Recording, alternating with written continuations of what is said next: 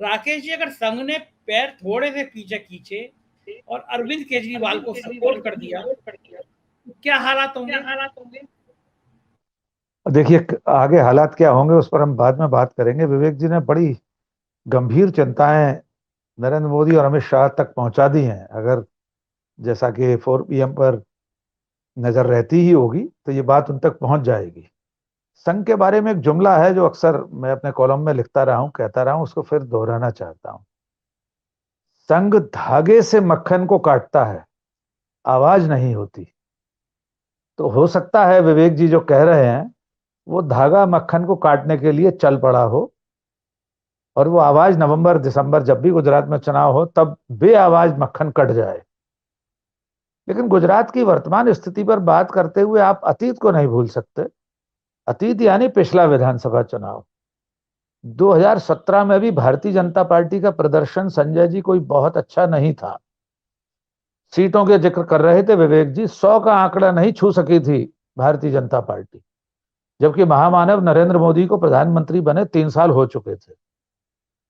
2014 2017 की गुजरात विधानसभा चुनाव की मतगणना का दिन अगर आप सबको याद हो, हम सब लोग भी टेलीविजन के चैनल के सामने बैठे थे। विवेक जी आप तस्दीक कीजिएगा, दोपहर 3 बजे तक कांग्रेस की सरकार बनती हुई स्पष्ट दिख रही थी गुजरात में। मैं ठीक 3 बजे की बात कर रहा हूं, मुझे आज भी वो क्षण याद है।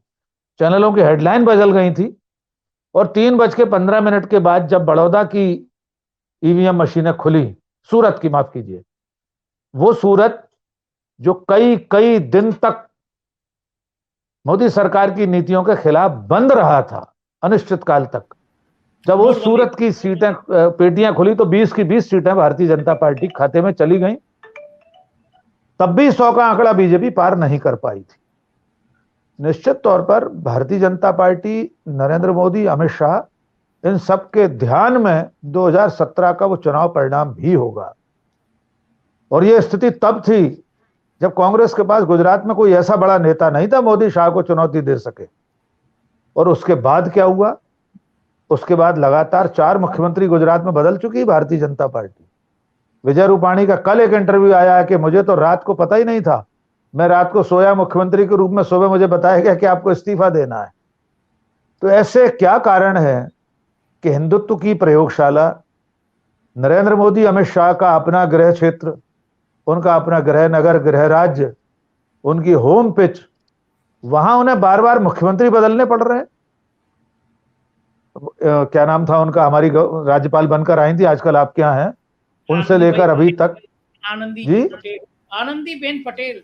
आनंदीबेन, मैं एकदम नाम भूल रहा था। तो आनंदीबेन से अभी तक, और इस वक्त मुख्यमंत्री कौन है, एक पत्रकार होते हुए मुझे याद नहीं है, संजय जी। तो गुजरात में नरेंद्र मोदी अमित शाह कंफर्टेबल नहीं है पिछले 5 साल से लगातार। यही वजह है कि हार्दिक पटेल जैसे व्यक्ति को तोड़कर लाया गया।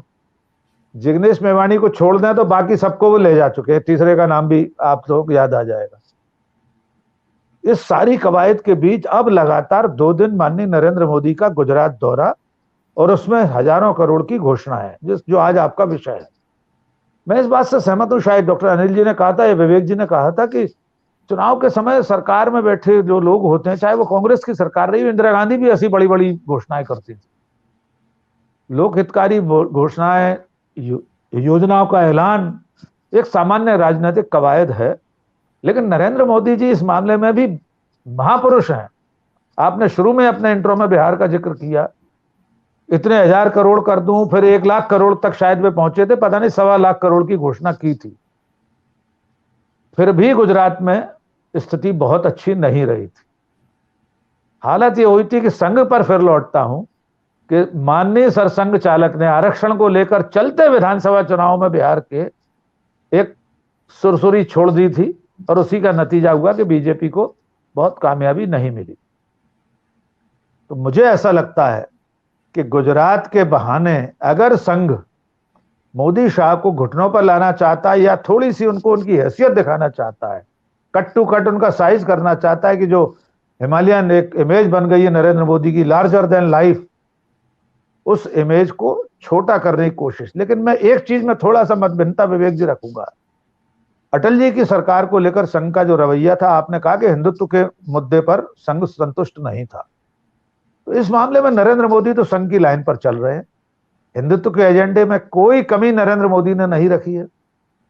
मुसलमानों को जितना दबाने का काम हो सकता है किसी भी बहाने से, चाहे वो पीएफआई पर बैन लगाने का मामला हो या कुछ भी हो, कपड़ों के आधार पर पहचानने की बात प्रधानमंत्री करते हो, उनके मंत्रिमंडल में बैठे लोग गोली मारो सालों के बयान देते हो, तो मुझे नहीं लगता संघ इस नाते उनसे खफा है। संघ दूसरे कारण से उनसे दूर हुआ है।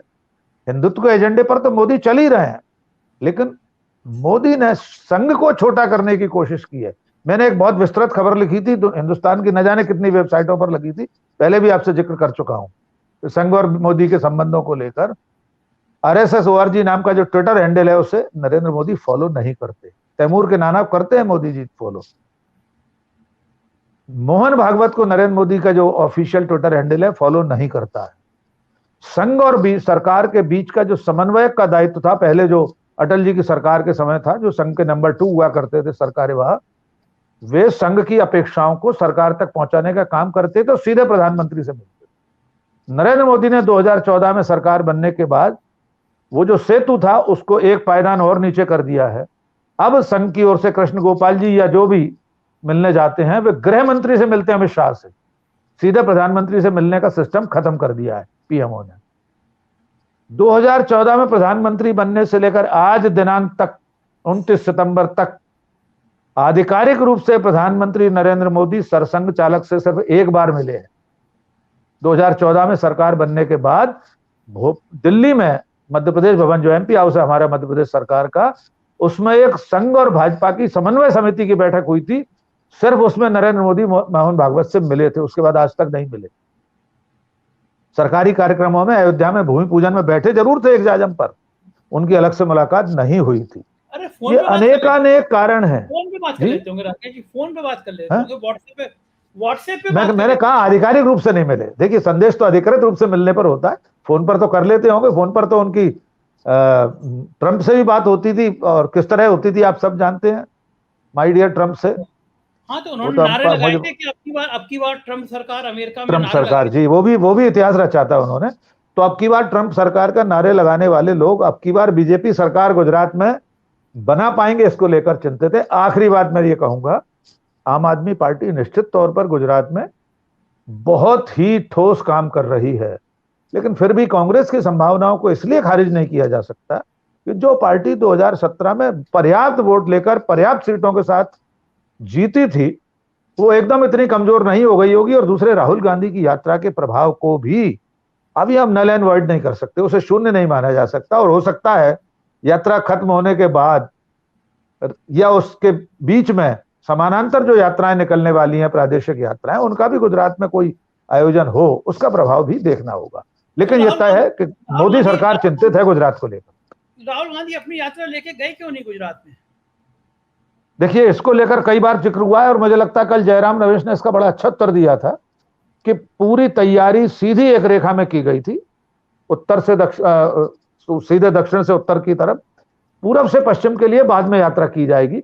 और हो सकता है उन्हें यह लगता हो कि गुजरात में बहुत ज्यादा संभावना नहीं है, तो काय को टाइम खोटी करना वहां जाकर, इसलिए सीधी रेखा में एक यात्रा शुरू की गई है। और बाकी ये गलती कांग्रेस की, अगर उन्होंने गुजरात को नहीं जोड़ा।